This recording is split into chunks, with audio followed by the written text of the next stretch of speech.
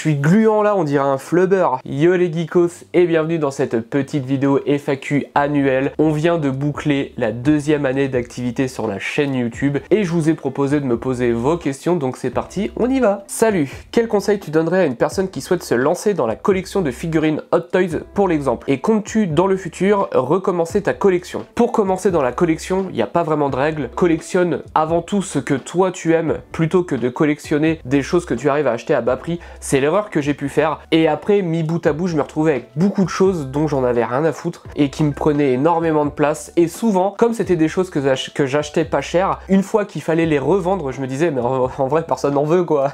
Mais voilà, le but c'est de collectionner ce que toi tu aimes et dans ton budget, surtout ne pas se mettre dans la merde. Moi le premier, j'ai pu faire des paiements en 10 fois pour des pièces à 1000-1500 euros. Sur le coup on se dit bon ça va, la statue elle sort dans 1 an et demi, ça fait 100 euros environ par mois, c'est jouable, mais les précomptes en fait rarement qu'une. Si je peux te donner 3 bons conseils: collectionner surtout ce que tu aimes, collectionner raisonnablement niveau prix et acheter des pièces qui rentrent dans ta pièce. Et ton autre question, comptes-tu recommencer une collection? On me l'a beaucoup posé cette question, et même quand je vous rencontre en vrai, vous me la posez régulièrement cette question. Je sais pas. Aujourd'hui, si je me mets à acheter des pièces, c'est surtout pour mettre dans mon décor que vous voyez derrière moi. Mais petit spoiler, un ami à moi vient de me permettre d'avoir l'opportunité d'acquérir une Sideshow premium format que voilà, je ziote depuis un moment et qui va finir par arriver quelque part ici. Est-ce que c'est le début d'une nouvelle collection? Je pense pas, mais bon, vous me connaissez, la dualité, on en a un, il faut avoir l'autre de l'autre côté,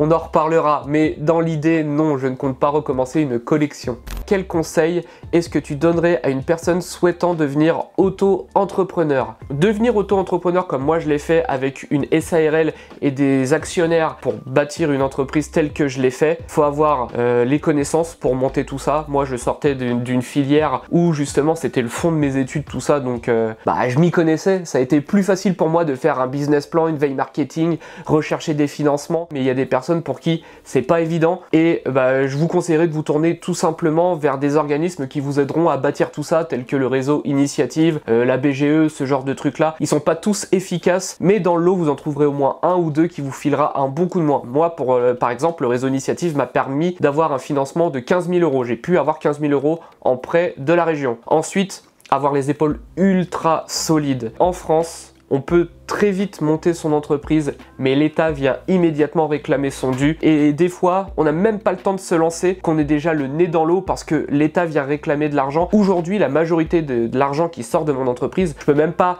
me payer de quoi faire la promotion de Fine & Geek, je paye avant tout les taxes, l'URSSAF, ce genre de trucs. Faut avoir les nerfs solides, faut avoir un mental d'acier, parce que vous allez également avoir du monde autour de vous qui vont probablement vous critiquer, mais sinon, monter son entreprise, c'est une des meilleures initiatives que j'ai pris de ma vie. Je peux plus travailler avec un responsable sur mon dos, chercher la petite bête, s'il est de mauvaise humeur, il va vous tacler, etc. Moi, tout ça, je peux plus. Monter mon entreprise, c'est très bien, je fais les heures que je veux. Bon, par contre, les heures, vous allez pas les compter. Moi, par exemple, je travaille du lundi au dimanche. Est-ce que tu as déjà réfléchi à l'éventualité de collaborer, d'être partenaire avec une marque de figurines du genre JND Studio? Pour tout vous expliquer, c'est en cours. Il y a plusieurs marques avec qui je suis en contact pour établir un partenariat, pas un gros partenariat où j'aurai absolument l'intégralité de leurs pièces, mais ce sera des petits partenariats où j'aurai des pièces par contre extrêmement exclusives. Et en plus, c'est des petits studios, donc ça va être des pièces vraiment exceptionnelles que vous allez voir dans aucune boutique, parce que c'est des pièces qui sont limitées à un tirage tellement serré que les pros ont pas le temps d'en acheter pour les revendre dans leur boutique. En principe, dès que la statue est annoncée et que les précos s'ouvrent, il n'y a plus rien. Penses-tu présenter de plus petites collections de geekos? J'aimerais vous présenter des petites collections. Jusqu'à maintenant, j'ai surtout montré des collections immenses pour la majorité. J'aimerais bien vous montrer de plus petites collections, mais même peut-être mieux mise en valeur. Les petites collections, il y a plus de marge pour les mettre en valeur et j'aimerais bien vous montrer ça, ouais c'est vrai. Par contre, je peux pas me permettre de traverser la France pour vous filmer une petite collection. Mon secteur où je suis le plus proche, c'est la Champagne-Ardenne, la Picardie, l'Île-de-France et même un peu tout ce qu'il y a derrière. Je suis vraiment dans ces coins-là. Je peux me déplacer dans ces coins-là, faire 1 heure, 1 heure et demie de route, malgré le prix de l'essence, je peux me permettre de le faire pour montrer des petites collections. Une question qui revient énormément également: si je pouvais avoir une pièce sans compter l'argent sans compter la taille, sans compter tout ça, qu'est-ce que ce serait comme pièce? Et c'est une question putain de difficile dans la mesure où je collectionne à la dualité. Donc il m'en faut 2 des pièces. Je pense que ce serait... Alors il y en a plusieurs, c'est un peu de la triche, mais il y a la Prime One 1/2 du Batfleck que j'aime beaucoup, qui est vraiment très sympa. Il y a le buste taille réelle du Batfleck de chez Infinity Studio avec son armure tactique de la Snyder Cut. Celle-là, j'adore vraiment beaucoup. Mais voilà, ce serait le Batfleck, je pense majoritairement. Si je pouvais récupérer une pièce de mon ancienne collection sans avoir à la payer, ce serait très probablement soit mon buste taille réelle Batman de chez Sideshow, soit ma Prime One Batman Arkham Knight 1/3 que j'aimais énormément. Voilà, ce serait une des deux. Encore une fois du Batman. As-tu des tatouages sur tes parties intimes? Peut-être, peut-être pas. As-tu rencontré des gens pour des vidéos qui sont devenus de réels amis par la suite? Ça, c'est une très bonne question parce que oui, ça a été plusieurs fois le cas. Alors, il y a eu plusieurs cas de figure. Il y a des personnes qui étaient déjà des potes chez qui j'ai été tourné et qui sont toujours des potes, comme par exemple Nico avec la collection Batman, le premier épisode de Show Me Your Geek chez Nico. Nico, c'est un pote à moi à la base. Et sinon, des gens chez qui j'ai été tourné et qui sont devenus des réels amis par la suite, ouais, il y en a eu plusieurs. Il y a eu déjà Rodrigue de la collection du Seigneur des Anneaux, chez qui d'ailleurs je retourne faire une vidéo en août pour vous présenter l'évolution de sa collection, des nouvelles pièces de ouf qui a rentré. Et il y a eu également Thomas de la pièce unique qui est devenu vraiment un ami très très cher. Et ces deux personnes-là, j'en parle assez régulièrement dans mes vidéos parce que c'est des personnes avec qui je discute très souvent, avec qui on prend souvent des nouvelles. Mais de manière générale, je garde toujours un petit contact avec la personne chez qui j'ai été tourner une vidéo. De toute façon, on se croise sur les groupes, on se croise dans des conventions. Donc c'est des gens avec qui on est toujours amené à se revoir et ça fait toujours plaisir. Il y a des jours où t'as la flemme? Oui, énormément. À la base, je suis un gros flemmard. Je suis vraiment un immense flemmard. YouTube et la création de mon entreprise m'empêchent depuis 3-4 ans. Enfin, YouTube, ça fait que 2 ans, mais mon entreprise, ça en fait 4. Et tout ça m'empêche d'être trop flemmard. En ce moment, c'est l'été et vous avez dû le remarquer, déjà je suis parti au Canada pendant 2 semaines et je voulais pas trop me prendre la tête avec du contenu sur YouTube, etc. À savoir que l'été, il y a beaucoup moins de monde sur YouTube. C'est pas le moment pour se faire des nouveaux abonnés, c'est pas non plus le moment pour balancer des gros concepts. D'ailleurs, ça me permet de vous prévenir là-dessus. Cet été, il y aura que des petits concepts. Des unboxings, il y aura des concepts un peu libres, comme les fois où je vous parle de Glamour Mall, enfin les sites d'arnaque, etc. J'en ai plusieurs d'autres de prévus qui vont être super intéressantes avec qui j'ai vraiment envie de débattre avec vous. Il y a un nouveau concept également qui arrive. C'est quelque chose que je faisais avec ma première chaîne YouTube. Les anciens se rappelleront. En fait, je vais prendre un personnage ou une licence et je vais vous montrer un panel de produits collector que vous pouvez acheter de cette licence. Pour vous donner un exemple, là, la première qui arrivera, ce sera sur le thème de Stranger Things. Combien mesure ta barbe? Elle mesure mon doigt. Ça retourne à la question d'avant. Combien mesure ta barbe? Elle mesure un doigt. Combien mesure ton doigt? J'ai rien pour mesurer. Est-ce que tu as la flemme? Oui, je l'ai. Il y a 2 étages chez moi. J'ai bof envie de redescendre. À quand les unboxings à poil? Là, c'est l'été. Je suis en train de cramer littéralement. Ça risque de ne pas trop tarder à cette allure-là encore là. Mais vous avez pas envie de voir ça. Comment as-tu appris à cadrer? Comment as-tu appris à faire du montage? Tu l'as appris sur le tas ou tu as eu une formation? Car tu fais des montages et un cadrage magnifique. Merci beaucoup. Vous me suivez depuis 2 ans pour mes productions vidéo, mais je fais de la vidéo depuis beaucoup plus longtemps que ça. J'avais une chaîne YouTube avant qui parlait des comics, des personnages de comics et des figurines de manière générale également. Je sais pas si un de ces quatre je vous montrerai ce que je faisais. Ça a rien à voir avec ce que je fais aujourd'hui, mais c'est quelque chose que j'aimais énormément. Je fais de la vidéo depuis une dizaine d'années environ. J'ai appris majoritairement avec YouTube. J'ai mangé des cinquantaines et des cinquantaines de tutos pour apprendre à tenir sa caméra, pour apprendre à bien la régler, et des fois c'est pour ça qu'il y a encore des vidéos où le réglage n'est pas optimal sur le boîtier, donc l'image est trop sombre, ou des fois c'est un peu flou. Et après c'est pareil, il faut avoir une petite fibre artistique, surtout pour le montage, parce que tenir une caméra et savoir filmer c'est bien, mais monteur c'est un autre métier qui a rien à voir. Souvent au cinéma d'ailleurs, les caméramans, les cadreurs et tout sont pas du tout monteurs. Moi c'est quelque chose que j'aime, les 2 côtés me plaisent vraiment beaucoup. Je pense que même si j'avais pas tout ce que j'ai fait aujourd'hui entre YouTube et le site, je serais carrément dans ce milieu-là professionnellement. D'ailleurs, je réalise des spots publicitaires, je réalise des vidéos promotionnelles en dehors de tout ce que je fais là pour me faire un petit peu d'argent de temps en temps. Pareil, comme j'ai l'oreille musicale, je fais de la musique depuis 16 ans. Du coup, si vous remarquez, tous mes passages en musique sur YouTube, je monte avec un métronome. C'est pour ça qu'à chaque fois je suis sur les temps pour les transitions, pour passer d'un truc à l'autre, pour les mouvements. Tout ça, ça s'apprend. Depuis combien de temps tu fais de la guitare?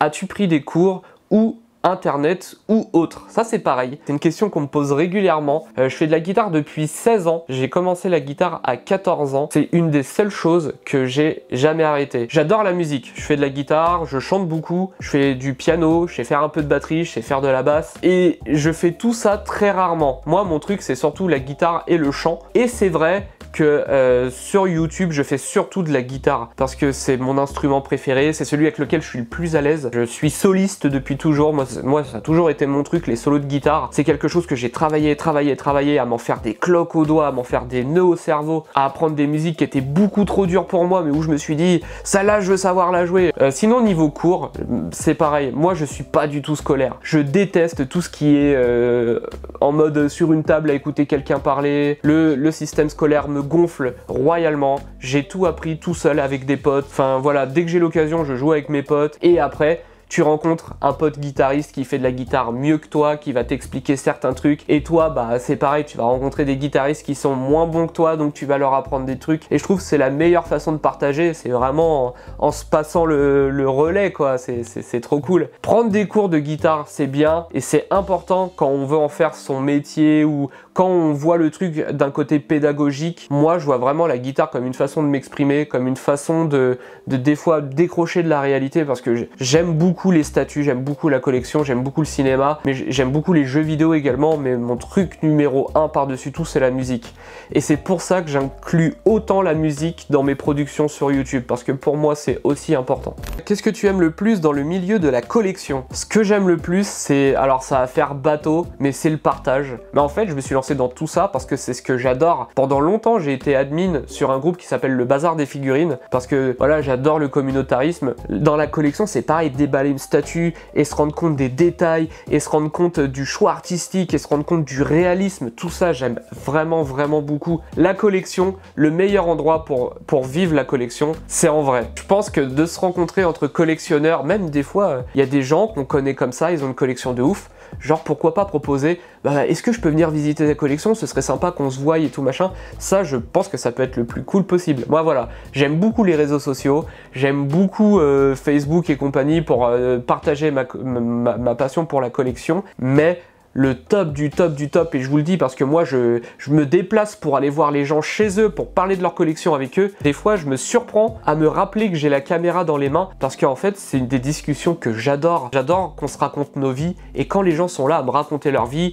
qu'ils ont des étoiles dans les yeux ou des souvenirs plein la tête et qu'ils me balancent tout ça et que je vois qu'ils sont ultra contents, c'est ça que j'aime. Et moi j'aime bien faire pareil également. Vous allez avoir certaines statues qui pour vous se disent oh 500 € pour ça c'est de la merde, mais j'ai des gens qui m'ont dit cette statue tout le monde la déteste, moi c'est mon père qui me l'a offert ou c'est ma femme qui me l'a offert ou elle me rappelle à un moment où je l'ai eu où ça allait pas trop et j'étais content machin, et c'est tout ça en fait mis bout à bout. J'adore la collection pour ça, pour ce qu'elle transmet, pour ce qu'elle représente et pour sa capacité à nous faire échanger entre nous. Quel est le prochain gros projet de la chaîne? Il y en a plusieurs. Là, on va entamer la 3e année sur YouTube. À chaque fois, chaque nouvelle année, je vous propose des trucs encore mieux, enfin j'estime être encore mieux. Par exemple, le S3 de Kyodai et Aniki dans la villa de ouf à Marseille avec les 170 statues. Franchement, c'était un événement de ouf. Je suis trop content d'y être allé. Je suis trop content de vous avoir ramené une belle vidéo. Donc je suis super content. Et donc du coup, les prochains gros projets à venir, déjà pour septembre, alors c'est encore en cours de négociation. Je sais pas encore si ça va se faire. Il y en a un des 2 trucs qui vont se faire. Normalement en septembre, je pars une semaine en Suisse. Je suis en train de négocier une vidéo du fameux bar Musée Geiger. Ceux qui connaissent pas, Geiger c'est celui qui a créé le design d'Alien. En Suisse, dans la ville de Gruyère, il y a le bar Musée Geiger avec que des trucs autour d'Alien. Et moi vous savez je suis un immense fan d'Alien. D'ailleurs je crois que ma 3e vidéo sur la chaîne YouTube c'est moi qui me fais tatouer un alien sur la cuisse et je vous garantis que ce musée et ce bar ont un look jamais vu et je crois qu'il n'y a même aucun autre lieu dans le monde qui ressemble à celui-là. Celui-là ça devrait le faire normalement. Mon 2e énorme gros projet, c'est d'aller dans le musée du Seigneur des Anneaux, qui est à la frontière suisse-allemande, qui est le plus grand musée Seigneur des Anneaux du monde. Et ça c'est pareil, c'est en cours de négo, la personne ne parle que allemand, donc c'est compliqué d'échanger. Le Grand JD avait fait une vidéo là-bas, une vidéo qui est monumentale. J'aime vraiment beaucoup la vidéo qu'a fait le Grand JD là-bas, elle est vraiment très très bien d'ailleurs. Moi je veux vraiment faire une vidéo qui tourne uniquement qu'autour des objets. Le Grand JD a vachement axé son truc sur les papiers, les écrits, les gribouillages de Tolkien. Moi, je veux vraiment tourner que autour des statues, il y a même des trucs qui ont été utilisés dans les films, etc. Moi, je veux vraiment faire une vidéo comme ça. Il y a également plusieurs autres projets où je vais voyager. Je vais commencer à sortir un peu de la France et même de l'Europe pour certaines vidéos pour vous montrer des lieux d'intérêt geek. Je suis en contact avec un studio à l'étranger. Je vous dis pas quel studio, je vous dis pas quel pays parce que sinon vous pourriez trouver relativement vite, mais il y a moyen que je débarque dans les locaux de cette marque pour vous faire une vidéo où on vous présentera tous les produits, où on vous présentera peut-être des projets à venir, et je profiterai de ce voyage pour aller probablement filmer des collections de personnes de ce pays-là. Ensuite, des vidéos de collection, j'en ai 3 en stock, mais c'est 3 collections les plus grosses que j'ai jamais filmées. Sur ma chaîne, il y a beaucoup de très grosses collections. Les 3 qui arrivent, c'est encore plus haut. Juste pour vous teaser rapidement, le prochain épisode de Show Me Your Geek qui arrivera après la rentrée, je sais pas encore quand, la collection entière est dans une grange au fond du terrain du collectionneur et vous allez voir, il y a de tout, mais il y a que des trucs ultra lourds, et c'est un mec avec qui on a grave bien matché. J'ai une autre collection de quelqu'un qui est connu également sur les groupes, qui ne fait que du buste taille réelle, et je crois qu'il y en avait 31 ou 32 bustes taille réelle, et c'est pas des bustes taille réelle sideshow quoi, c'est que des bustes taille réelle de sculpteurs indépendants, et c'était complètement dingue. Cette vidéo là, j'ai trop hâte de vous la montrer aussi. Et la dernière, c'est celle qui sortira dans le plus longtemps je pense, parce que j'ai les autres à monter avant. C'est la plus grande collection que j'ai vue de ma vie. Je ne connais personne qui a une plus grande collection que cette personne là, et c'était encore une fois une personne super sympa et avec qui on a passé un super moment. Guillaume, si tu vois cette vidéo, je pense que ta vidéo va être en 3 parties. En fait, j'ai les plus gros projets à venir sur la chaîne YouTube. J'ai l'impression que chacune de mes vidéos c'est un gros projet parce que je mets énormément de temps, énormément d'argent là-dedans, mais ça va être que de l'inédit. J'ai également plusieurs vidéos de prévues avec des potes youtubeurs. Je pense par exemple à Archeotoys, que je suis depuis longtemps et que j'aime énormément beaucoup ce qu'il fait.